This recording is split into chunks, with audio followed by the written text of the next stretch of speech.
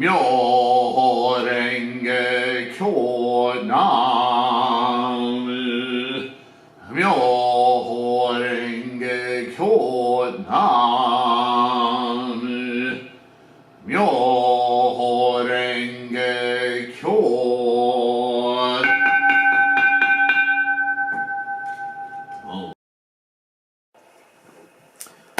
Hi everyone.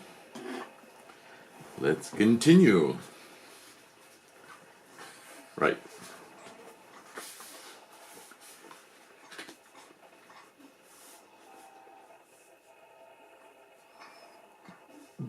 So, to continue from our last break in part 2 of conversation between a sage and an unenlightened man, King Suddhodana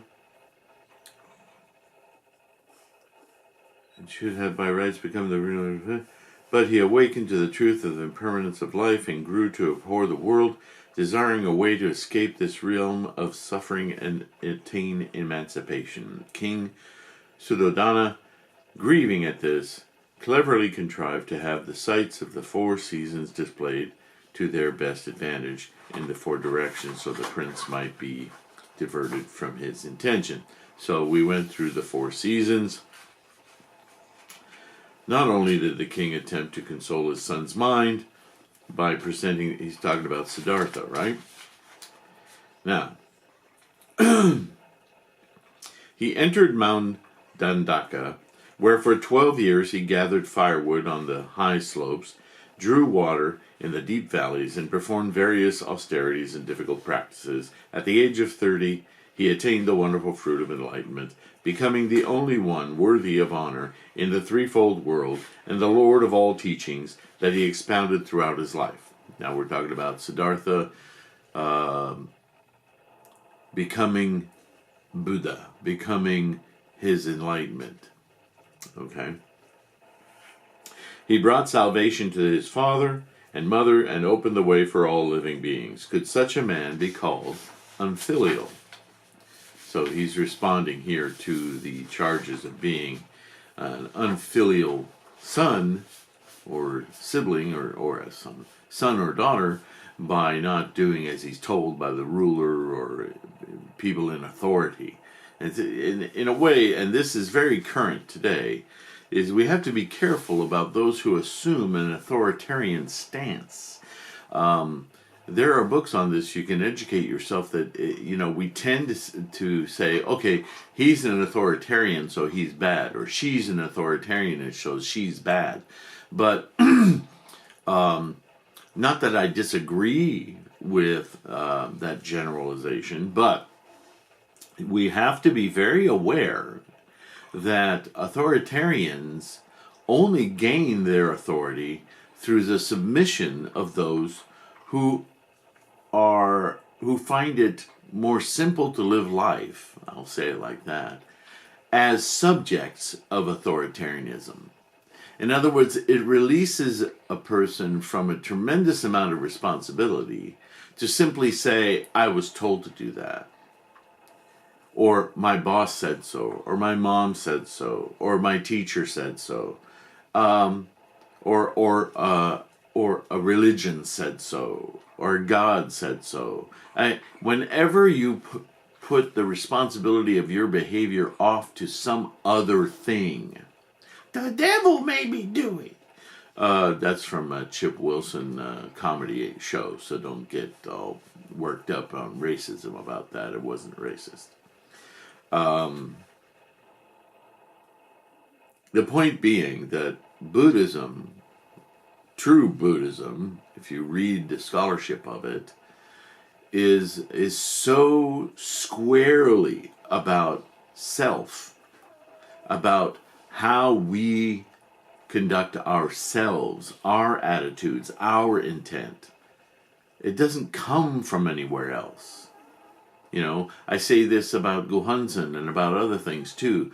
Be very careful about being a member of. When you're a member of a group, an organization, a sect, whatever, there's a lot of, let's call it subtle pressures put upon you to behave in certain ways. This is authoritarianism by another name. You must own your practice completely. It is yours. It is your Buddhahood. It is your Gohonzon. It is your chanting. It is your life experience. If you don't do that, then you're not practicing Buddhism.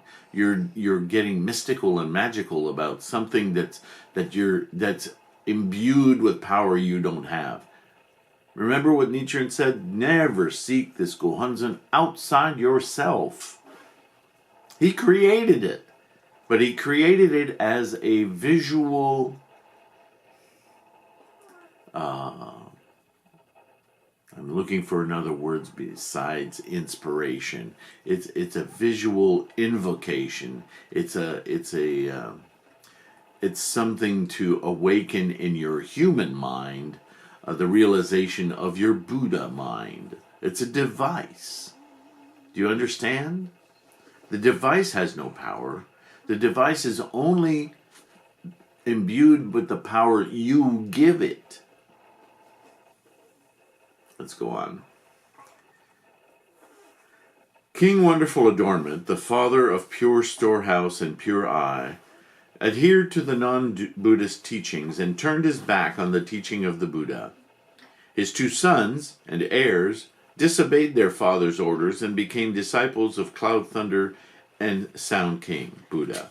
But in the end, they were able to guide their father so that he became a Buddha called Sultry King. Could anyone say that these were unfilial sons? This sounds very familiar. I think that I've already read this. I'm sorry, I took a day to do other things, and I think I jumped back. Okay, I'm back on track now. Earlier you said that those who adhere to the provisional teachings and to the schools based on them are very numerous, while those who adhere to the school I have been recommending are few. And you ask why one would abandon the teachings favored by many and take up those favored by few.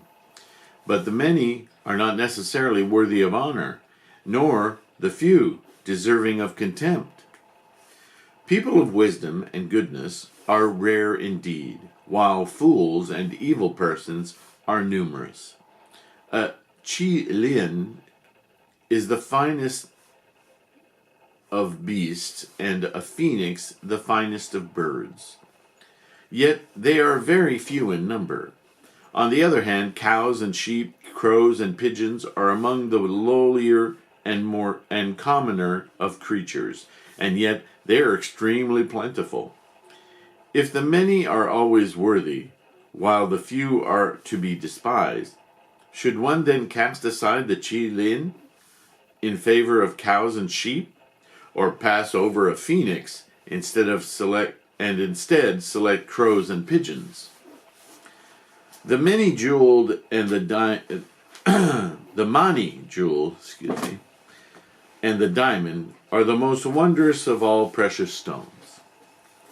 These gems are rare, while shards and rubble, clods of dirt, and common stones are the most useless of objects, and at the same time abound. Now, if one follows your advice, ought one to discard the precious jewels and instead content oneself with shards and rubble? How pitiful and meaningless would that be? A sage ruler is a rare thing, appearing only once in 1,000 years, while a worthy minister appears once in 500 years. The Mani jewel is so rare that we have only heard of it, and who, for that matter, has ever actually seen a Chi Lin or a phoenix? In both secular and religious realms, as is plain to see, good persons are rare, while evil persons are numerous. Why, then, do you insist upon despising the few and favoring the many? Dirt and sand are plentiful, but rice and other grains are rare. The bark of trees is available in great quantities, but hemp and silk fabrics are hard to come by. You should put the truth of the teachings before everything else. Certainly you should not base your judgment on the number of adherents. The unenlightened man thereupon moved off his mat in a gesture of respect, straightened his sleeves, and said, I have heard what you have stated about the principles of the sacred teachings. Truly, it is more difficult to be born as a human being than it is to lower a thread from the heavens above and pass it through the eye of a needle at the bottom of the sea. And it is rarer for one to be able to hear the law of the Buddha than it is for a one-eyed turtle to encounter a floating log with a hole in it that fits him exactly. This is a whole fable, if you'll recall. Now I have already obtained birth in the human realm, something difficult to achieve, and I have had the privilege of hearing the Buddhist teachings, which are seldom encountered. If I should pass my present life in idleness, then in what future life could I possibly free myself from the sufferings of birth and death and attain enlightenment? Remember moment to moment. Though, in the course of a kalpa, the bones I have left behind in successive existences may pile up higher than a mountain, to this day I have not yet sacrificed so much as a single bone for the sake of the Buddha law. And though in the course of these many lifetimes I have shed more tears over those I loved or was indebted to than there is water in the sea, I have never spilled so much as a single tear for the sake of my future existences. And yes, if you're correcting me as you listen to this, he is talking about multiple lifetimes. This is 13th century, so... I am the most stupid of the stupid, truly a fool among fools. Though I may have to cast aside my life and destroy this body of mine, I am determined to hold life lightly and to enter the path of the Buddha's teachings, to assist in bringing about the enlightenment of my father and mother, and to save my own person from the bonds of hell. Please teach me exactly how I should go about it. How should one practice if one takes resolute mind and conviction in the Lotus Sutra? Of the 5 practices, which one should I concentrate on first? Please give me careful instruction in your worthy teachings. So, in the conversation, the sage has finally turned this unenlightened man away from all of his authoritarian and other adherences, attachments, right, to flawed or false teachings. The sage replied, "You have been imbued with the fragrance of your orchid room friend. This is from another fable. You have become upright like mugwort growing in a field of hemp." Another example. "Truly the bare tree is not really bare. Once spring comes, it bursts into blossom. The withered field is not really withered. With the coming of summer, it turns fresh and green again. If you have repented of your former errors and are ready to adhere to the correct doctrine, then without doubt you can swim in the calm and quiet depths of nirvana and dwell at ease in the palace of the unconditioned." This is awakening, Buddhahood, right? Now, in widely propagating the Buddhist teachings and bringing salvation to all people, one must first take into consideration the teaching, the capacity of the people, the time and the country, and the sequence of propagation. The reason is as follows. In terms of the time, there are the periods of the former, the middle, and the latter days of the law. And in terms of the teachings, there are the Hinayana and the Mahayana doctrines. In terms of the practices to be adopted, there are Shoju and Shakabuku. It is a mistake to practice Shakabuku at a time when Shoju is called for, and equally erroneous to practice Shoju when Shakabuku is appropriate. And we live in the latter day of the law, so this happens with every encounter we make. The first thing, and it changes with every encounter, as our relationship grows with others. Sometimes shoju is called for, sometimes you have to break disbeliefs, just like this example of Nichiren's conversation with an unenlightened man. He's giving you the template. So when you read this, see this as him teaching us how to deal with teaching others correctly about Buddhism. He's dealing with all kinds of obstacles. But remember, he's dealing with somebody who's well-read and knows about Buddhism. So he's going to talk about this a little bit. The first thing to be determined, therefore, is whether the present period is the time for Shoju or the time for Shakabuku. He lives in the shogunate. Samurai are running things. So what do you think? Shoju is to be practiced then throughout the entire country. Only the Lotus Sutra has spread, and when there is not even a single misguided teacher expounding erroneous doctrines. Well, we still don't have that situation today, do we? At such a time, one may retire to the mountain forest, practice meditation, or carry out the 5, the 6, or the 10 practices. But the time for Shakabuku is very different from this. It is a time when many different sutras and teachings spring up here and there like so many orchids and chrysanthemums, when the various schools command a large following and enjoy renown, when truth and error stand shoulder to shoulder, and when Mahayana and Hinayana dispute which is superior. I regret to say, we are in the midst of that today. At such a time, one must set aside all other affairs and devote one's attention to rebuking slander of the correct teaching. This is the practice of Shakabuku. So some of you may wonder sometimes, I get pretty adamant when people on Quora or on other forums try to challenge me with Theravada or Hinayana teachings. They're wrong. So if I back down, I try to be as diplomatic as possible, which I think Nichiren is, but in his own way, in his time, he was pretty militant, really. They call him the Great Reformer, which I think is accurate, but it's also kind of generous because he was quite a warrior, if you will. But he was dealing with warriors. So, if, failing to understand this principle, one were to practice Shoju or Shakabuku at an inappropriate time, then not only would one be unable to attain Buddhahood yourself, but one would fall into evil paths. This is firmly laid down in the Lotus and Nirvana Sutras, and is also clearly stated in the commentaries by Tendai and Miao. It is, in fact, an important principle of Buddhist practice.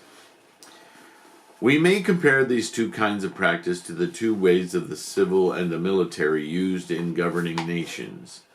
There is a time when the military measures should take precedence, and a time when civil measures ought to be emphasized. When the world is at peace and calm prevails within the country, then civil measures should take precedence. But when the barbarian tribes to the east, south, west, and north, fired by wild ambitions, rise up like hornets, then military measures should come first. Now, you may find this interesting. A lot of people would, because there's a general impression by non-Buddhists that Buddhists are somehow pacifist leaf eaters. But that's a very mistaken view, and it goes to the question of Hinayana practices and teachings. They say things, but they don't act like it. Look at what's going on in Burma right now with these pacifist monks attacking and killing one another and others, non-Buddhists, not Buddhism, right? But my point is that Buddhists recognize that there is a time for adamant stance.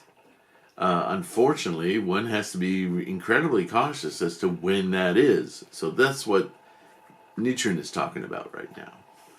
Though one may understand the importance of both civil and military arts, if one does not understand the time, donning armor and taking up weapons when all countries are calm and peaceful, and there is no trouble anywhere throughout the world, then one's actions will be wrong. On the other hand, one who lays aside one's weapons on the battlefield when enemies are marching against one's ruler and instead takes up writing brush and inkstone is likewise failing to act in accordance with the time. The methods of shoju and shakubuku are also like this. When the correct teaching alone is propagated and there are no erroneous doctrines or misguided teachers, then one may enter the deep valleys and live in a quiet contentment, devoting one's time to reciting and copying the sutra and to the practice of meditation. This is like taking up a writing brush and inkstone when the world is at peace. But when there are provisional schools of slanderers of the correct teachings in the country, then it is time to set aside other matters and devote oneself to rebuking slander. This is like taking up weapons on the battlefield. I'm marking this particular passage because I think I will make reference to it. Therefore, the great teacher Chang'an, in his commentary on the Nirvana Sutra, says, or states, "In past times the age was peaceful and the law spread throughout the country.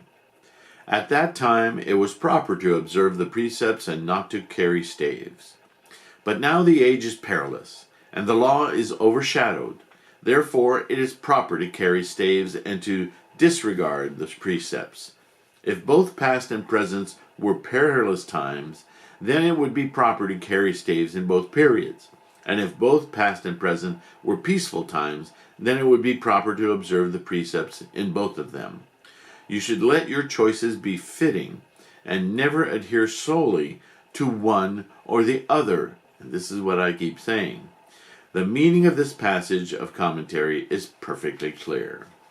In past times, the world was honest, people were upright, and there were no erroneous teachings or erroneous doctrines. Therefore, one could behave in a proper manner and carry but one's religious practices peacefully and amicably. There was no need to take up staves and berate others, no occasion to attack erroneous teachings. Notice he includes berate others and attack erroneous teachings. So he's not talking about gentle rebuttal. But the present age is a defiled one, because the minds of people are warped and twisted, and provisional teachings and slander alone abound. The correct teaching cannot prevail. In times like these, it is useless to practice the reading, reciting, and copying of the Lotus Sutra, or to devote oneself to the methods of practices of meditation. One should practice only the shakubuku method of propagation, and if one has the capacity, use one's influence and authority to destroy slander of the correct teaching, and one's knowledge of the teachings to refute erroneous doctrines. As we have seen, it is said that one should let one's choices be fitting and never adhere solely to one or the other. Therefore, we must look at the world today and consider whether ours is a country in which only the correct doctrine prevails, or a country in which erroneous doctrines flourish. In answering this, we should note that Honen of the Pure Land School says that one should discard, close, ignore, and abandon the Lotus Sutra in favor of the Nembutsu. And Shantao, in his writings, calls the Lotus Sutra a sundry practice, saying that not even one person in 1,000 can be saved by it, by which he means that if 1,000 people take resolute mind and conviction in it, not a single one of them will gain enlightenment. Complete contradiction of the sutra itself. Kobo of the True Word School states that his writings that the Lotus Sutra is inferior even to the Flower Garland Sutra and ranks 2 steps beneath the Mahavajracana Sutra, designating it a piece of childish theory. And Shokaku Bo of the same school declares that the Lotus Sutra is not fit even to serve as the sandal tender of the Mahavajracana Sutra, and that Shakyamuni Buddha is not worthy to be an ox driver to the thus come one Mahavajracana. I'm telling you, this is me talking now. Mahavajracana is an invention of Shakyamuni. So how is it? It's so ridiculous. to make that claim. Only magical thinking could bring that about. There is no magic in Buddhism. The priests of the Zen school disparaged the Lotus Sutra by calling it so much saliva that has been spit out of the mouth, a finger pointing at the moon, or a net of doctrine that serves only to entangle. The priests of the precepts, a Hinayana school, called the Lotus Sutra an erroneous teaching and label it the preaching of the heavenly devil. Are persons such as these not slanderers of the correct teaching? One can never be too severe in condemning them or admonish them too strongly. The unenlightened man said, "Throughout the more than 60 provinces of Japan, there are many kinds of people and a variety of Buddhist doctrines. What with the Nembutsu priests, the true word teachers, and the followers of Zen or the precepts teachings, there is truly hardly a single person who does not slander the correct teaching. But then, why should I criticize other people? My task, it seems to me, is simply to cherish deep, resolute mind and conviction within my own heart, and to look on other people's errors as no concern of mine." Now, a lot of people say this to me because we don't like confrontation. Just as people, not just as Buddhists, but just as people, we don't like confrontation. Excuse me. Can't open my bottle. It is a flavored bubbly beverage, so don't worry, it's not wine or anything. Sorry, my mouth was drying out. The sage replied, "What you say is quite true, and I would be inclined to hold the same opinion, but when we examine the sutras, we find that they tell us not to begrudge our lives for the sake of the law, and also say that one should spread the Buddhist teachings even at the cost of one's life. The reason they speak in this way is because if one does not hesitate on account of others, but propagates the principle of Buddhism just as they are set forth in the sutras, then in an age when there are many people who slander the correct teachings, 3 types of enemies will invariably appear, and in many cases deprive one of life. But if, as the sutras tell us, one observes deviations from the Buddhist teachings, and yet fails to censure them, or to appeal to the ruler to make measures against them, then one is being untrue to the teachings, and is not worthy to be looked on as a disciple of the Buddha." And on that note, I'm going to remember that I'm using this bookmark for where I am. We'll have to continue in another video. Thanks, as always, for listening and participating. I appreciate you greatly. Thank you for being here. Namo Myoho Renge Kyo. See you next time.